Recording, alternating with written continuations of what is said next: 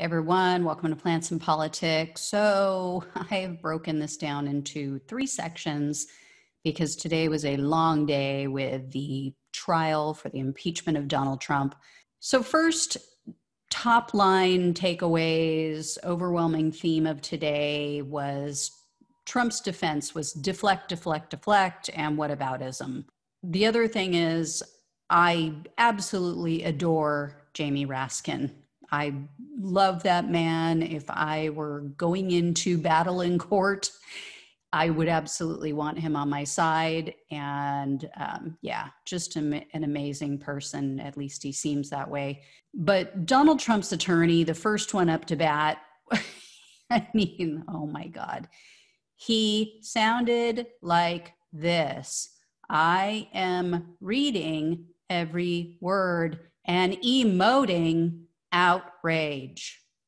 Yeah, it was that bad. So overall, they made claims that this was unconstitutional because Trump is already out of office, that he never meant to disrupt Congress.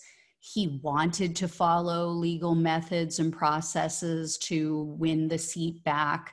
He has freedom of speech, First Amendment rights, and then my favorite, lack of due process. They showed videos of Democrats objecting to electoral college votes when Trump won. They showed videos of Democrats calling for uprisings and for people to take to the streets without any context whatsoever. You had no idea what they were talking about.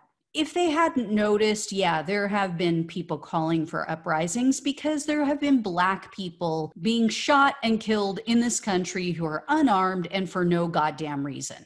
So yeah, that's what a lot of those were. They had nothing to do with Trump. They had nothing to do with the election.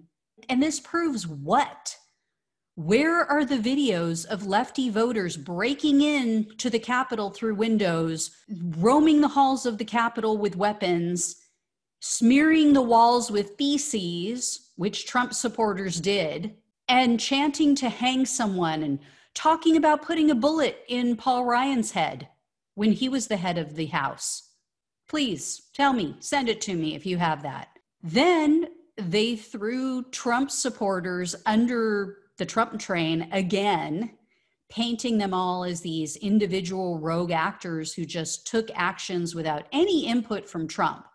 And I'm not saying they don't have their own will and they're not in control of their own actions. Of course they are. But he played a part in it, just like Charles Manson played a part in his people going out and murdering others.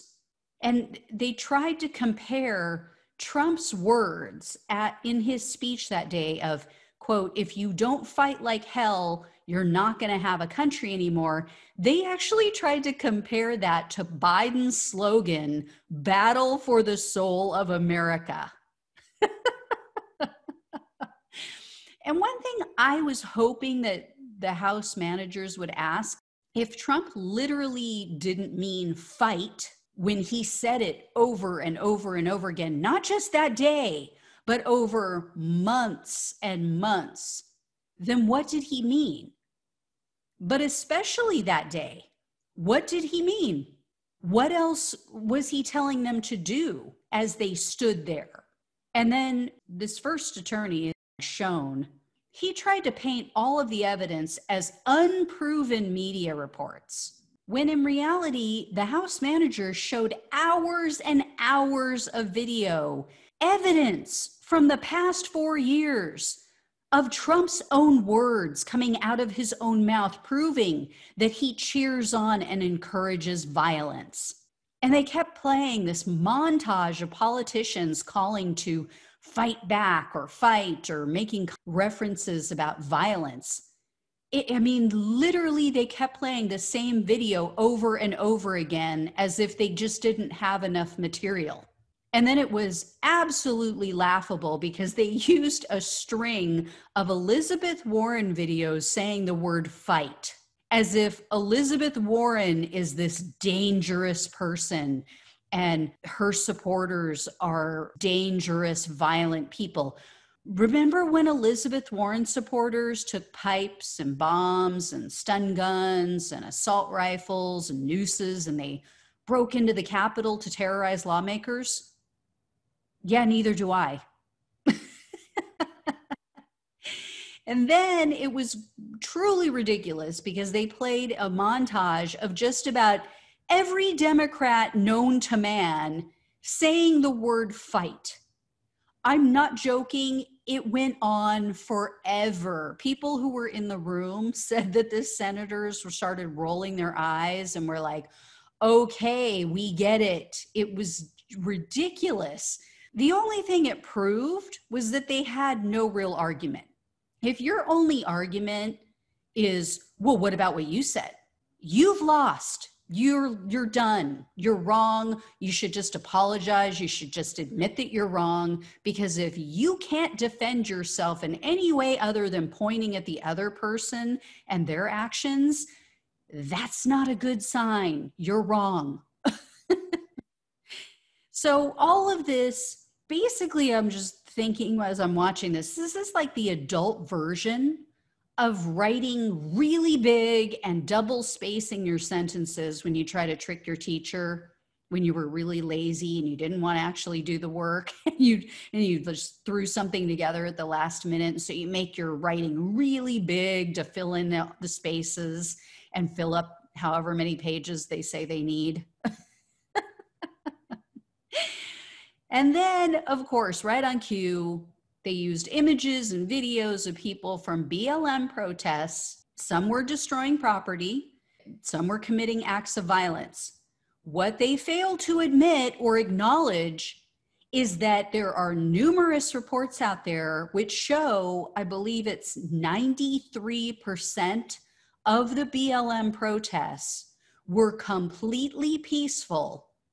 And that even the ones that did devolve into violence, it was proven through studies, through research, through investigation, that many of those protests that broke down into violence, the violence was committed by some of the same groups who attacked the Capitol on January 6th. There were extremist groups. There were groups like the Proud Boys and the 3%ers and others who infiltrated peaceful protests and then committed acts of violence and property damage to make BLM protesters look bad and to incite a riot, to get the police to attack them. There's also numerous reports showing that violence escalated at a lot of the BLM protests because of the police. I've talked about it on this show, that they actually ramped it up. It was such a gross display of misdirection and whataboutism and pointing the finger and hypocrisy without actually addressing anything that the House managers laid out over a 2-day period. All right, guys, that's the end of part 1. Please be sure to take a look at part 2. There's lots of funny stuff. Not that they meant for it to be funny, but it was. All right. Thanks so much for watching and listening. Take care, and I'll talk with you soon.